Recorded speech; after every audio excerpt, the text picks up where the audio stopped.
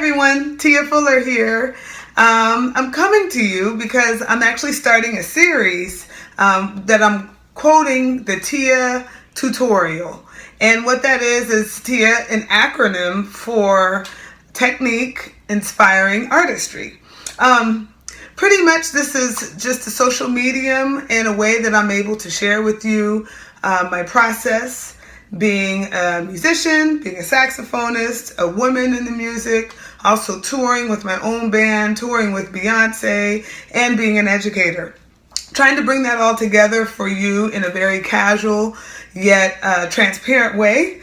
And so the first tutorial that I'm going to share with you is how to play a simple yet beautiful melody. Now this is something that was inspired by one of my students. He came to me at the end of the year and he was like, Tia, how do you play ballads? I'm like, okay. I really had to think about my process. And after doing some reflection, I've come to these points. The first point, and probably the most important for me, not only musically, but in my life, is to have a very crystallized vision and to function from your big picture. What is the big picture that you want your life to look like? How do you want to sound? And so relating to playing a beautiful melody, who are you listening to? Who are the masters that you're emulating, that you're transcribing? Who are the people that you're playing with who will help to shape your direction on your path of being an artist and a musician? So there's a quote that I've kept with me. I read a while back, and it's from a French philosopher. His name is René Descartes. I hope I'm pronouncing his name right. But the adage or the quote is, I think, therefore I am. So having a very clear idea as to what you're thinking about and then manifesting that in your life. So once we go and we redirect that through the instrument, how does that show up or how does that look when you're playing a melody? So one of the first points that I like to think about is basically a three-part method that I came up with about 10 years ago, and it's called the VIR method, and that's visualization, internalization, and reproduction. Sonic visualization, dealing with what you're hearing and how you're conceptualizing yourself and how you want to sound. For example, one of the first transcriptions I worked on, the beautiful melody, and I'm just going to play a part of it, but it's Cannonball Adderley's melody, and it Stars Fell on Alabama.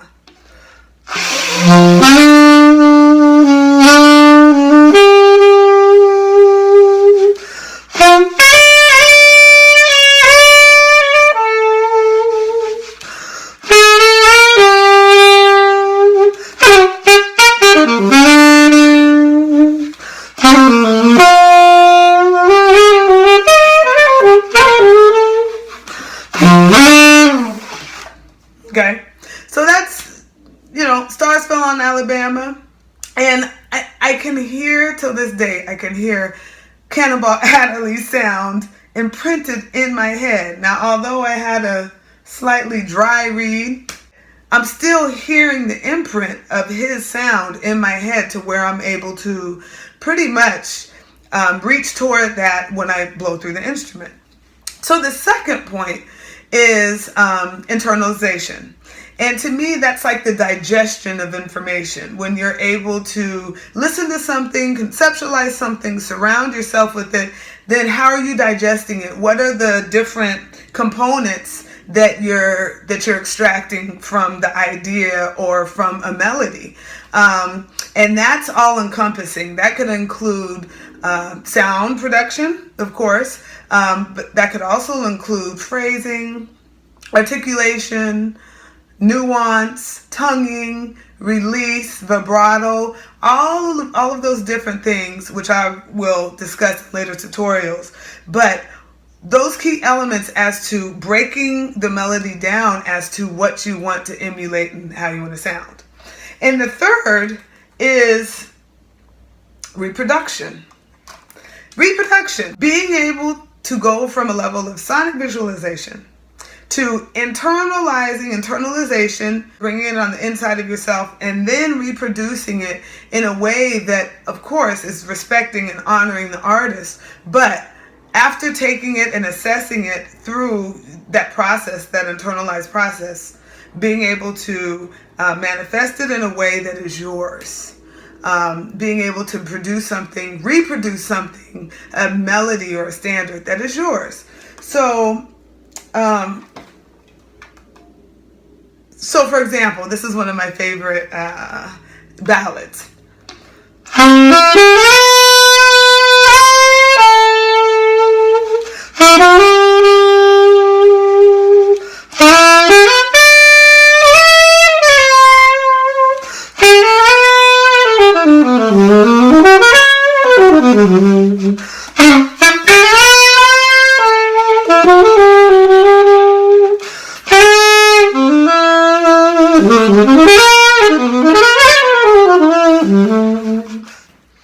So with that, of course, I know the melody, but this brings up my next point of being able to rest right inside of that melody, or really experience the wholeness of each and every note.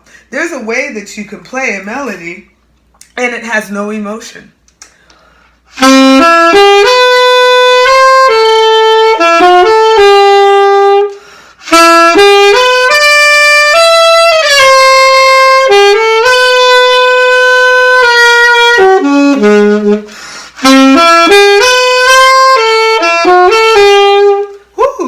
That feels kind of mechanical and I'm not used to playing like that. But that's being able to play a melody. I'm playing all the right notes and the phrasing was okay, but it wasn't anything that you could attach to.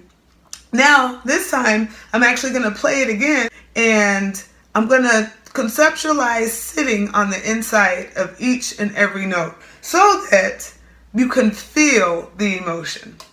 Not only that, but the third point is playing the space. Allowing space to exist, because that's where the emotion lives. In essence, that's in any sort of communication. The emotion exists in the space.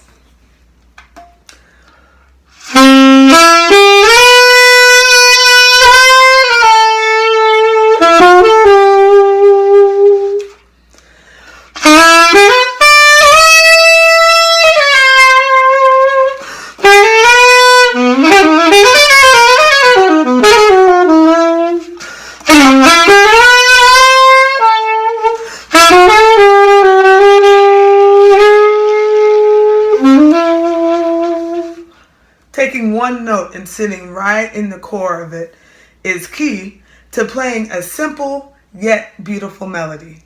So hopefully this has been helpful. Please leave your comments. Let me know if you've enjoyed it. And look out for Tia tutorial number 2. Thank you so much. See you guys later. Many blessings. Bye.